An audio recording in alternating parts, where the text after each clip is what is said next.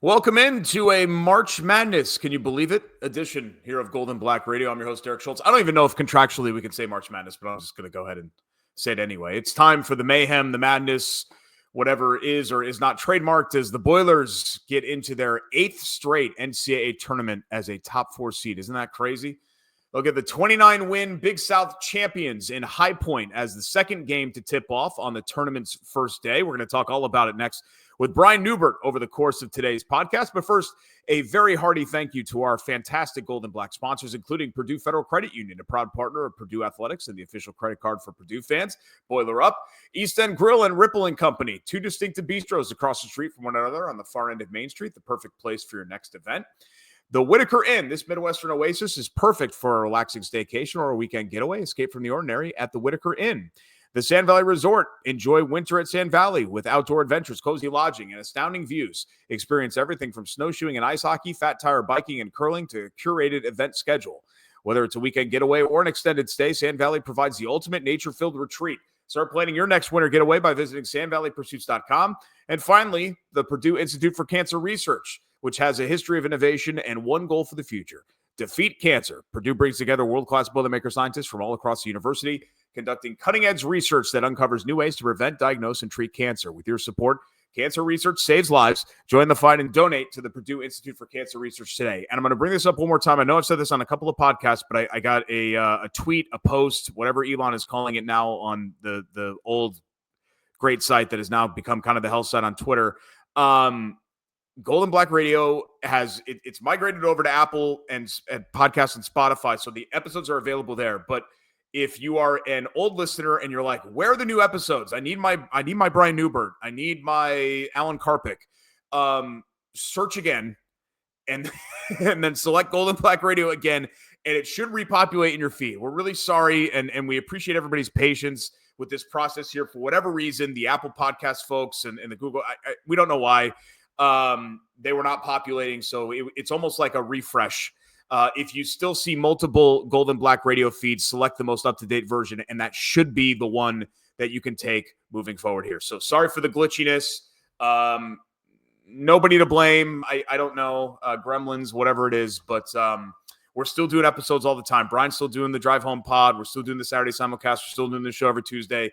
So if your feed says, oh my God, it's mid-January and we're still talking about how great Purdue's defense is, you probably know that content is stale, and you can move on to the new episodes like what we're going to do right now with our buddy and basketball knower and columnist for goldandblack.com, Brian Neubert. That would be a little bit weird to go back and listen to what we were saying about this defense back in late January, because it looked very much better than the defense that we've seen here over the past couple of weeks. But you and I, Brian, were joking about the fact that, do we even mention the Michigan game, because it feels like 100 years ago. So I figure we might as well just move on and get right over into High Point. I want to ask you this, and I feel like they played each other at one point. It might have been like one of the Hummel teams. I think Purdue played High Point at Mackey. But do you know, or did you know, without looking it up, what state High Point was from? It's funny. I just checked my Gold and Black Radio feed. It turns out that Purdue football lost at Oregon State this year. How about that? You asked me, among many other places. Yes, they did lose it at Oregon State too. You asked me if I knew where High Point was. Is that what you said?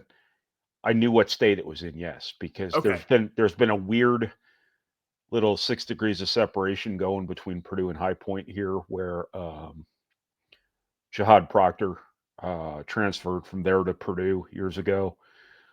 They almost hired Steve Lutz a couple years ago before Memphis fired Tubby Smith, and thus High Point alumnus Tubby Smith immediately jumped to the top of High Point's coaching search list at the very, very last second, much to Steve Lutz's chagrin. Alan Huss, it used to be the coach at La Lumiere up in LaPorte. He coached Raphael Davis in prep school. Yeah.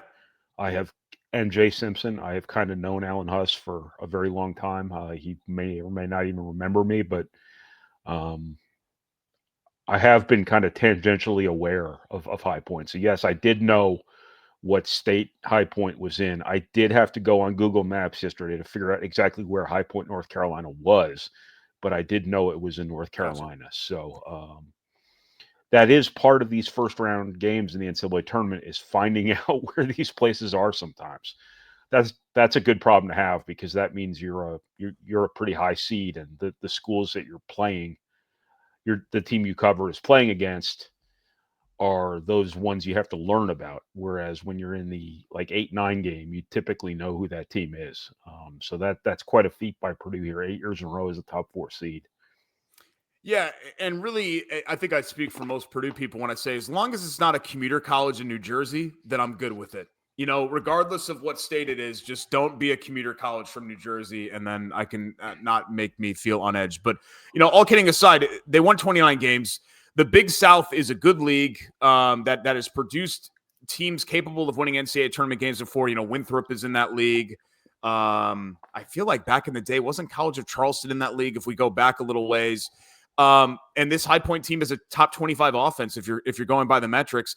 I mean, Brian, I'd say that Purdue shouldn't overlook them, but considering what we're taping this right now on Monday, March 17th, what the 2-year anniversary is of today, I'm guessing Purdue doesn't overlook anyway. And I know Matt Painter doesn't.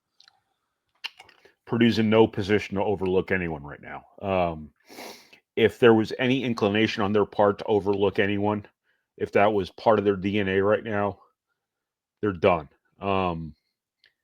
They have lost 6 of their last 9 games. You said you didn't want to talk about the Michigan game, but Michigan does kind of put a face on it here, that, you know, Purdue's had a good season from 30,000 feet, but the way it has ended, is that the appropriate altitude, 30,000 feet?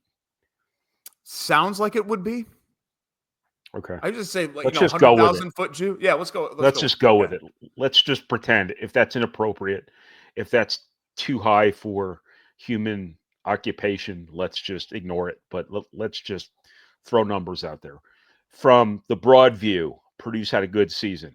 In the narrow view of the way they've ended the season, it's been disappointing. It's been unfulfilling. You know, Purdue had opportunities to win Big Ten championships down the stretch here. They put themselves in a good position through January, and then just faded. I think a lot goes into that. A lot of it can be explained away, but there are parts of it that can't really be explained away in terms of the lack of energy Purdue has shown at times, just the simple fact that they've not been very good on defense, and that's in part explainable, but it's also in part a little bit inexplicable in the sense that this is a veteran team that is good enough to be really good, that just hasn't been good enough when it is needed to be. If this team's inclined to overlook High Point, they've got big problems. And I think the great thing about the Fairleigh Dickinson game a couple of years ago was that it pissed last year's team off, and they came into the NCAA tournament like a Terminator. And if that kind of stuff still resonates within them, if the way they ended this season pissed them off the way they needed to be pissed off last year, they're not overlooking anybody. And it's also true that you can not overlook someone and still lose to them. And that's where Purdue just has to be its best self right now. It has to play with more energy. It has to be more detail oriented on defense. And it just has to keep overcoming some of the natural deficiencies in this team through effort and through detail orientedness in its defensive system. It does a good job not taking bad shots. It's done a good job here and there taking care of the basketball. Those are 2 musts. It is overachieved on the glass at times, but it still has to keep doing those things, but then do other things way better than they have been doing them in order to be the best version of themselves here at the right time. They are capable, but this is a golden opportunity for them to once again prove they are capable when people might be looking at them a little side-eyed. And I don't want to base all of the analysis on vibes, because obviously your analysis goes way deeper than just vibes. But Brian, I'm watching these games, and like in the second half against Michigan, where every stop defensively feels like a miracle. Mm-hmm. And I think we knew after January there would be some regression to the mean, but to go from that to, oh my God, like they can't stop anybody right now. This team is just doing whatever they want. Like how did we get that? Energy and things like that. Yeah, yes. I mean, but these are largely still the same players, right? And it's just troubling to me that things have gone in the tank so much defensively, because we have seen some things come back. This is still a very good offensive team, and we have seen, Cam Heide start to make shots and Miles Colvin start to make shots, and there's some other things, reasons for hope on that end. But what brings me so much pessimism about this team is that defensively, I just, if they even have a moderately off night from Braden Smith, or they can't make shots, then they're in real trouble against a competent opponent, and the NCAA tournament is full of competent opponents. Well, they're in real trouble against a lot of opponents, not just necessarily quote unquote competent ones. I mentioned before that, they're part of it's explainable, part of it's inexplicable, and that's really hard for me to say with a cough drop in my mouth. Excuse me. The explainable part is that, if it seems like Purdue's coaches don't have answers for this right now, it's because they had answers. They used those answers in January, but those answers, or I should say, they had those answers way back in the offseason. They implemented those answers. Those answers peaked in January, but it turned out that those answers had a shelf life. And once everything was out on tape and all that stuff, and opponents figured out what you do against this defensive system that Purdue so masterfully crafted to overcome the fact it is one of the least potent shot blocking units on the planet in the whole sport, not just college basketball, the whole sport. That's just the nature of what you were left with after Daniel Jacobson got hurt. And who knows how much better you would have been had Daniel Jacobson not gotten hurt. But they just knew they had things to overcome. They put in this system to overcome them. They did a masterful job doing that. And then once it was figured out, it was figured out. And the energy that Purdue did this stuff with in January is what's missing now. Because if you go back and watch Purdue in January, you see the ball hit this spot on the floor and the help defender is there immediately. You see everybody on the floor moving faster. You see everybody on the floor's hands in the air. You see every passing lane being disrupted, everything being challenged, the pressure on the ball being really, really effective. Now you don't see that. You don't see the same impact. You don't see the same energy. You don't see the same zeal. Whether or not that's just the end of a long season, whether that's the frustration of doing things right sometimes and still having people make shots because they know what to do now. I don't know whether that's physical wear and tear, mental wear and tear, a combination thereof. I don't know. But if Purdue's got an extra gear of energy to dedicate to the defensive end of the floor, now's the time.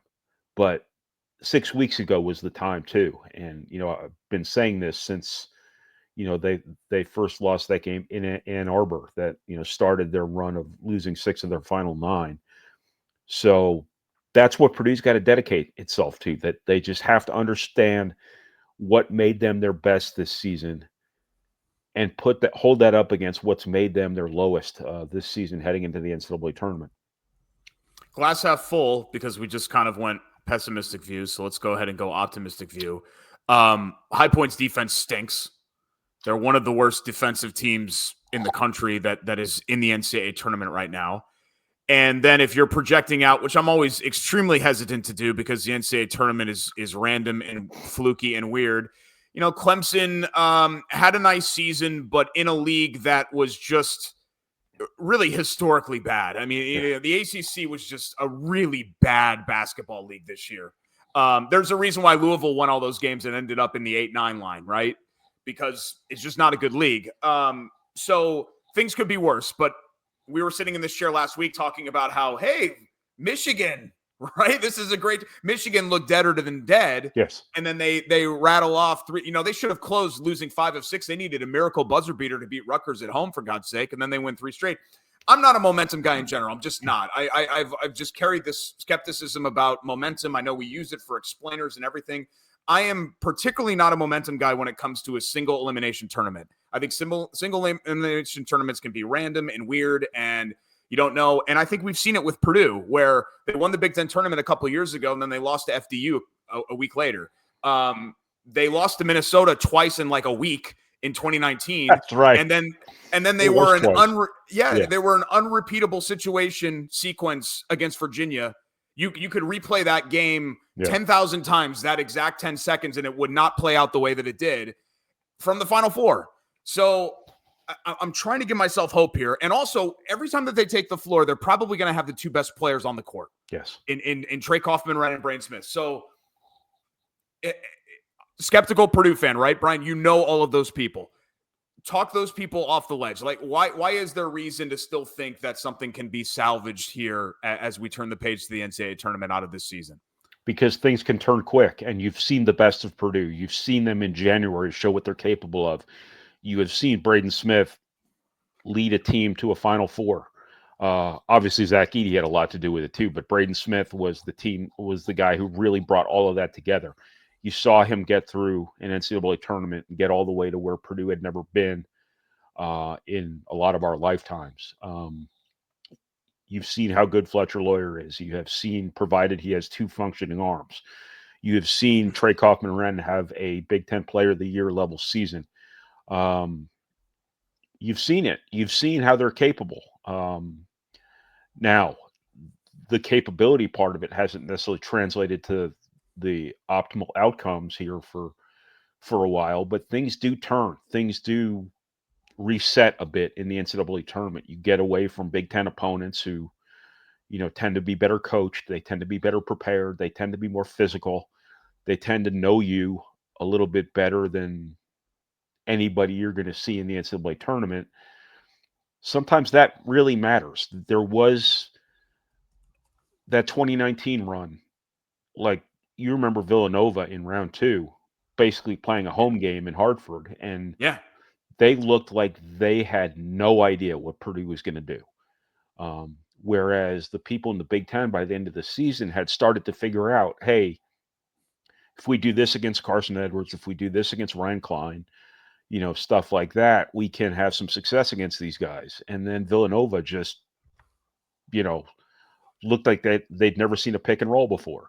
And, Purdue basically named its score. And you saw Carson Edwards get between the collective ears of a team that had won the national championship the season before. He made a couple shots early, and you saw Villanova freak out. You saw them just start doing stupid things and just lose the psychological part of the game right from the get-go. Crazy things happen when things change in the NCAA tournament, sometimes for the better, sometimes for the worse.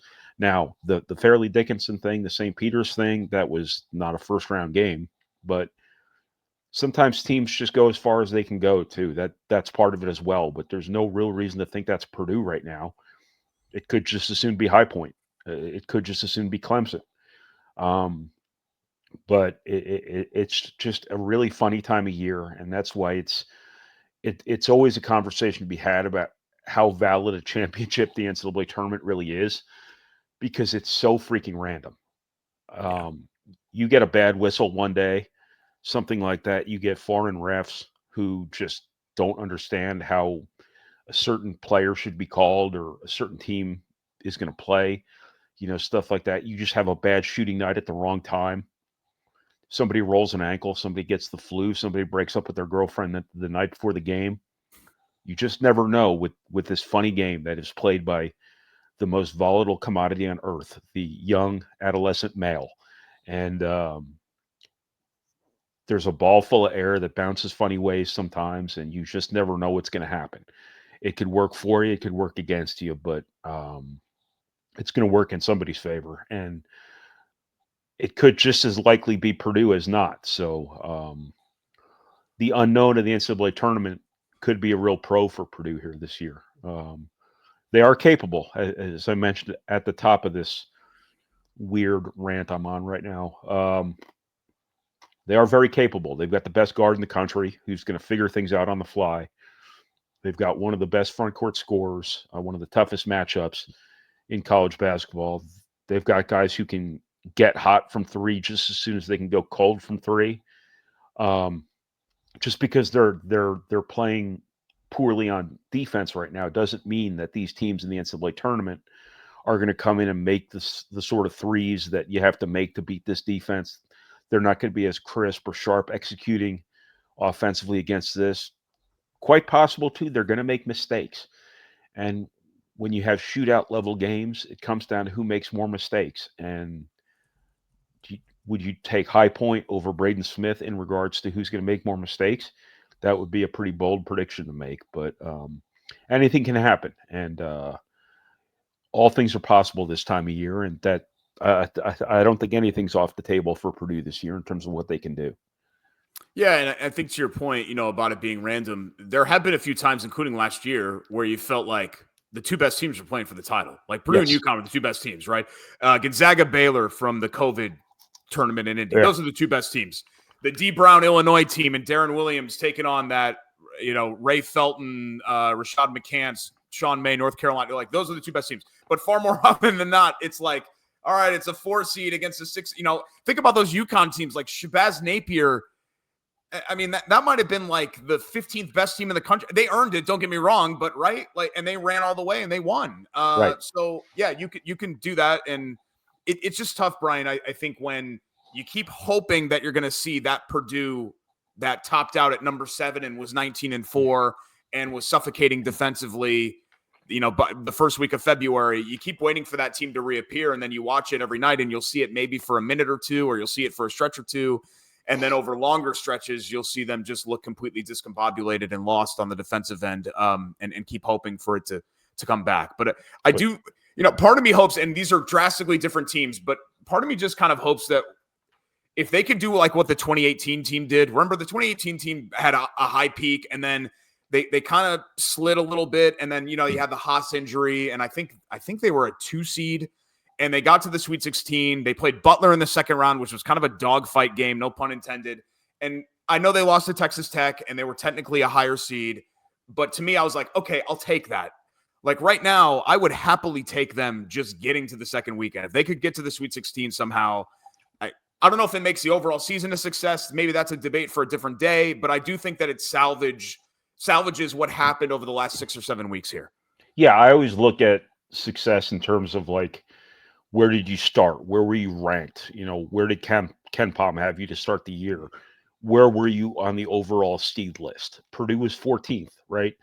So if you get to the second weekend, you've gotten to where you're supposed to be. A lot of people don't look at it like that. A lot of people don't look at it like that. But as you mentioned before, if Purdue becomes that January team again on a dime, which should not be ruled out. You mentioned before last year, the two best teams playing for the title. Well, NC State was there too, and they had no business being there.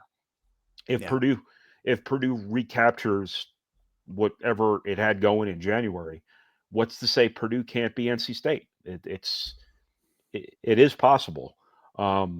What's to say Purdue just doesn't get on a heater from 3, and all of a sudden maybe you're still not the best defensive team, but you're able to just rain fire on everyone offensively like you did in 2019. 2019 was an okay defensive team because they had a couple of really supreme individuals in Nogel Eastern and Matt Harms, and a really intelligent team defender in Grady Eifert. But you also had a couple of absolute turnstiles out there on defense. The thing about that team is they were just able to outscore everyone. So if Purdue just gets on a heater offensively here, which betting against them would not be a great bet considering how potent they've been all season long, considering their assets offensively too.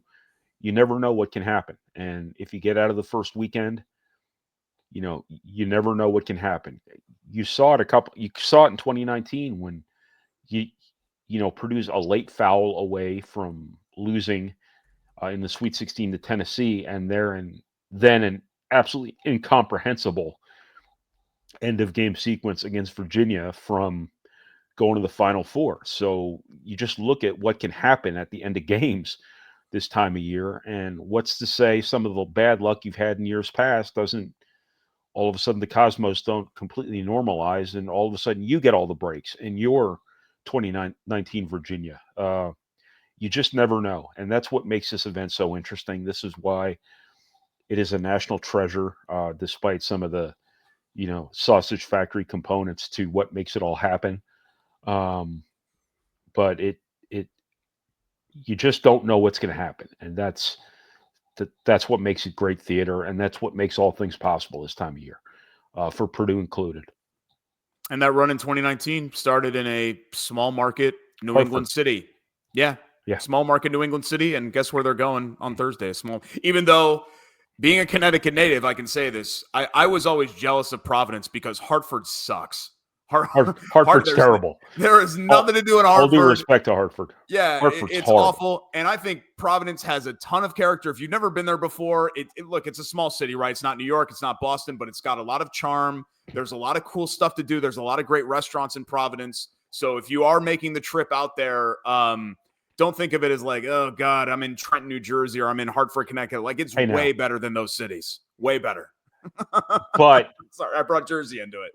The only local friendlies is way too north of the city for me to get to without a car. Yeah, so there won't be any friendlies in Providence for us. But I do hear there are good restaurants in Providence. I've only been there twice.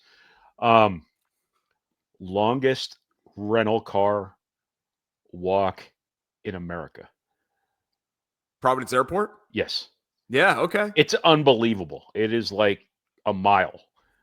Just this long, extended walkway to the rental car facility. I couldn't believe it. The first time I flew in there, I thought I made some sort of wrong turn to some employee pavilion or something like that. That was unmanned late at night. It is really bizarre. It is really something that sets Providence apart, if you ask me. It's basically a tourist attraction. If you want to see if you want to see one of the most abnormal things you've ever seen, fly into Providence and rent a car. Walk to the facility, and you won't be sorry. But a super clean airport. We went through there 2 years ago, and it was very, very clean and nice. And so I guess that's the trade-off there. Long walk, but at least like you can use the bathroom and not feel horrible about yourself at the Providence Airport. It's a strong way to close this podcast, Brian. We hold ourselves to the highest standard, don't we? Wonderfully, it's the second game of the day. How cool I feel like Purdue always gets like the 9:30 start or something. You know what I mean? So it's great. I think to have it to kick off your day with Purdue in the NCAA tournament, I think it'll be a lot of fun. Brian will have the post-game wrap as he always does. The drive home pod, if he ever actually gets to the rental car from Providence, then we'll have that for you right here at goldenblack.com. But all the analysis and the recap, and hopefully we're talking about hopefully we're talking about 2 Boilermaker wins the next time that we join you here on Golden Black Radio for the Tuesday edition of the show. But appreciate it, Brian, and safe travels, and hopefully you bring those Hartford vibes from 6 years ago with you down there. Well, you mentioned Hartford. You remember when they played in Hartford, they had the 9:45 p.m. tip. Yep. No Joe Eastern in warm-ups, basically tore his Achilles and then turned out to be fine. One of the weirdest things I've ever seen, because the ice under that facility was such garbage that the ice was under the floor was making the floor sweat. The Wi-Fi didn't work in the XL Center. I went up to the NCAA rep to ask what was going on, and he told me that too many people were using it. Like, great. Okay, and then we got we'll have to have a group podcast sometime with Nathan Baird from the Journal and Courier at the time, and Dustin from the Indianapolis Star. Now he was at the Athletic at the time. We got locked in a parking. We got locked in a parking garage at like 3 a.m. and it's one of the all-time great travel stories. But yeah, Hartford sucks. Hartford sucks. There's just no other way around it. Providence does not suck, and hopefully Purdue doesn't suck. Coming up here on Thursday, we'll talk about it next time, buddy. Thanks. You're welcome. That's our pal Brian Neubert. We should just rank New England cities. That's what we should do on this show, even though he's not he's a tri-stater with me, Connecticut, New York, and New Jersey. The tri-state area, the more famous tri-state area. I think like Ohio and Indiana and Kentucky might try to claim that. But when Biggie raps about what's your goal, is it to rock the tri-state, he's not talking about Indiana, Kentucky, and Ohio. He's talking about Jersey, Connecticut, and and New York. Let's wrap up this show because we're rambling now. We're 30 minutes into a Gold and Black Radio edition on Tuesday. Thanks so much to Purdue Federal Credit Union, the official credit card for Purdue fans. East End Grill and Ripple and Company, 2 distinctive bistros across the street from one another. On the far end of Main Street in Lafayette, the Whitaker Inn for unparalleled comfort and cuisine. Visit the Whitaker Inn. Sand Valley Resort. Enjoy winter at Sand Valley with outdoor adventures, cozy lodging, and astounding views. All you have to do is go to sandvalleypursuits.com to start planning your next winter getaway. And the Purdue Institute for Cancer Research, which has a history of innovation and one goal for the future: defeat cancer. Join the fight and donate to the Purdue Institute for Cancer Research today. And don't forget to sign up if you haven't already to become a member of the best Purdue coverage right here at goldandblack.com, where you get Brian, you get Tom Dienart, you get Carm, you get Karpik, you get me, you get the whole crew, Knucklehead Central, the whole deal right here at goldandblack.com. And thank you to all of our loyal subscribers. Hopefully you've enjoyed the coverage as much as we've enjoyed giving it to you. And hopefully we've got more Boilermaker basketball to talk about when we rejoin you next week. But until that time, enjoy the madness. I'm Derek Schultz. I hope you enjoyed this edition of Gold and Black Radio here at goldandblack.com.